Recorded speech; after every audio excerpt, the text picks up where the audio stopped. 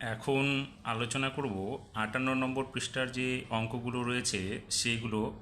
আগের দিনের অঙ্কগুলোতে আমরা শিখেছিলাম গুণ্য, গুণক এবং গুণফলের মধ্যে সম্পর্ক।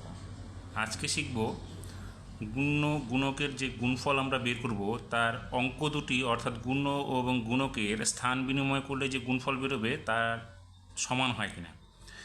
প্রথমে দেখো, এখানে রয়েছে 15 × 10, অর্থাৎ 15 হচ্ছে এখানে কে গুণ্য এবং 10 হচ্ছে গুণক।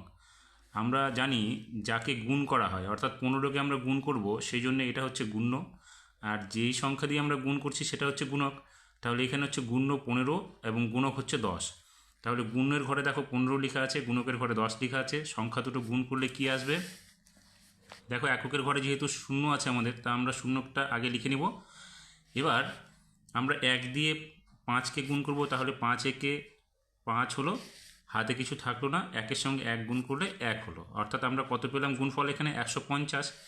এখন কি হলো, আমরা অঙ্ক দুটো ছিল কি 15 × 10, আমরা এটাকে উল্টো করে লিখলাম, অর্থাৎ স্থান বিনিময় করলাম। 10কে আগে দিলাম, 15কে পরে দিলাম। এক্ষেত্রে 10 হয়ে গেল গুণ্য এবং 15 হয়ে গেল গুণক। তাহলে এইবার আমরা যে পেলাম সংখ্যা দুটো, সেই সংখ্যা দুটো গুণ করলে কি একই সংখ্যা বের হচ্ছে কিনা সেটা আমরা দেখব। তাহলে এখানে দেখো, গুণ্যর ক্ষেত্রে এককের অঙ্ক কত হচ্ছে 10। তাহলে 10-এর যে এককের অঙ্ক সেটা হচ্ছে 0। তাহলে 0টা আমরা আগে লিখে নিলাম। এইবার 1 দিয়ে আবার 15কে গুণ করলে 15কে 15 হয়ে যাবে। তাহলে দেখো, এখানে আমরা প্রথমে পেলাম কত, 15-এর সঙ্গে 10 গুণ করে 150 পেলাম। আবার এখানে 10-এর সঙ্গে 15 গুণ করলে 150ই পাবো। অর্থাৎ গুণ্য ও গুণক পরস্পর স্থান বিনিময় করলে গুণফল একই থাকে। তাহলে দ্বিতীয়টার ক্ষেত্রে দেখো, এখানে 25 × 30, তাহলে 25 হচ্ছে আমাদের গুণ্য আর 30 হচ্ছে আমাদের গুণক। তাহলে এই দুটো সংখ্যা গুণ করলে আমরা কি পাবো? এককের ঘরে আবার দেখো এখানে শূন্য পেয়ে যাচ্ছি একটা, তাহলে আমরা শূন্যটা একবার লিখে রাখলাম। এবার 3 দিয়ে 5কে গুণ করছি, 3 × 5 = 15, 15-র 5 হাতে থাকলো 1। এবার 3 দিয়ে 2কে গুণ করলে 3 × 2 = 6, হাতের 1, 6 আর 1-এ 7 হলো, অর্থাৎ 750 পেলাম। এখন সংখ্যা দুটো আমরা কী করলাম? স্থান বিনিময় করলাম, অর্থাৎ 30-এর জায়গায় 25 আনলাম এবং 25-এর জায়গায় 30কে নিয়ে আসলাম।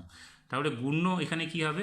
গুণ্য হয়ে যাবে আমাদের 30 এবং গুণক হয়ে যাবে আমাদের 25।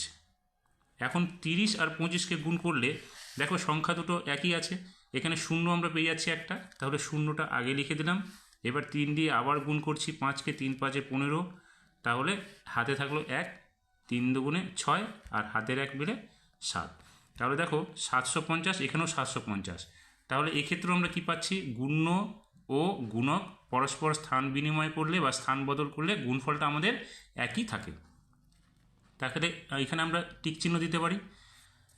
পরেরটাতে দেখো, এখানে আছে 40 গুণ্যর ঘরে এবং গুণকের ঘরে হচ্ছে 26। তাহলে এখানে আমরা কি লিখব? 40 × 26।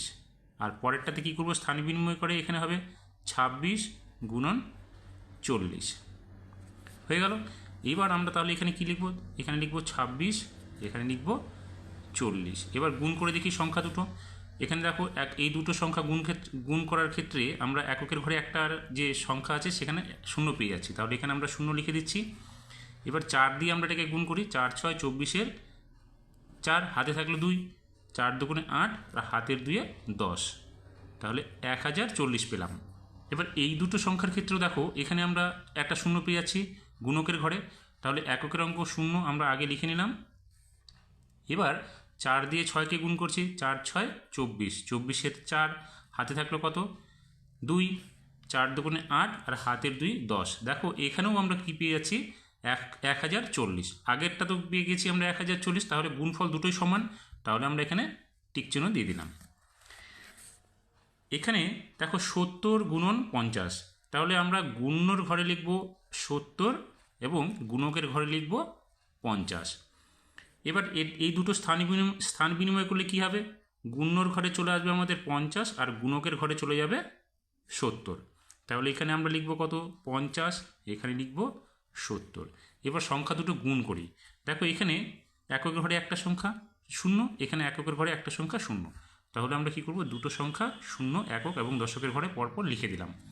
এখন এই 5-এর সঙ্গে 7কে গুণ করব, তাহলে 5 × 7 = 35। তাহলে আমরা গুণ করে কত পেলাম 3500। এবার এই দুটো সংখ্যার ক্ষেত্রে দেখো এখানেও একটা শূন্য পাচ্ছি, এখানেও একটা শূন্য, তাহলে শূন্য দুটো আমরা আগে লিখে নিলাম। এবার আবার 5 আর 7-এর সঙ্গে গুণ করে দেবো, তাহলে 5 সাথে কত হবে 35। দেখো এক্ষেত্রেও আমরা কত পাচ্ছি, দেখো 3500 3500। তাহলে আমরা দেখতে পাচ্ছি কি গুণ্য ও গুণক পরস্পর স্থান বিনিময় করলে তাদের গুণফলটা সমান হয়। তাহলে এখানেও আমরা টিক চিহ্ন দিয়ে দিলাম। এবার যে ফাঁকা ঘরটা শেষে আছে সেটা আমাদের নিজেদের একটা সংখ্যা বসাতে বলছে। তাহলে এখানে দেখো আমরা যদি এখানে 20 গুণ 10 করি তাহলে কি আসবে? তাহলে গুণ্যর ঘরে আমরা কত বসালাম? গুণ্যর ঘরে বসালাম আমরা হচ্ছে 20 এবং গুণক হচ্ছে 10। এই দুটো স্থান বিনিময় করলে কি হবে? তাহলে গুণ্যর ঘরে চলে আসবে 10 এবং এখানে চলে আসবে 20। তাহলে সংখ্যা দুটো আমরা কীভাবে লিখব? গুণ্যর ঘরে লিখলাম 20, এখানে গুণকের ঘরে লিখলাম 10। আর এই সংখ্যাটার ক্ষেত্রে কি করব? এখানে লিখব গুণ্যর ঘরে লিখব 10 এবং এখানে গুণকের ঘরে লিখব 20। এবার আমরা সংখ্যা দুটো গুণ করে ফেলি। তাহলে প্রথম সংখ্যার ক্ষেত্রে এখানে দেখো দুটো শূন্য, এখানে একটা শূন্য, এখানে একটা শূন্য, আমরা এখানে শূন্যটা দিয়ে দিলাম, দুটো শূন্য। এবার 2-এর সঙ্গে আমরা 1কে সরাসরি 2-একে 2 গুণ করে পেয়ে গেলাম।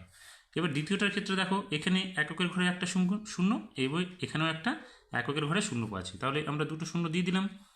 এখন আমরা 1-এর সঙ্গে সরাসরি 2কে গুণ করে ফেলবো, তাহলে 2-একে 2 হয়ে গেল।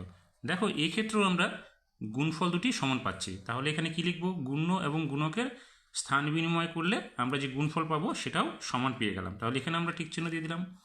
তাহলে আমরা এই অধ্যায় থেকে শিখতে পেলাম যে গুণ্য গুণক পরস্পর যদি আমরা স্থান বিনিময় করি তাহলে যে গুণফলগুলো পাবো সেগুলো প্রত্যেক ক্ষেত্রেই সমান পাবো।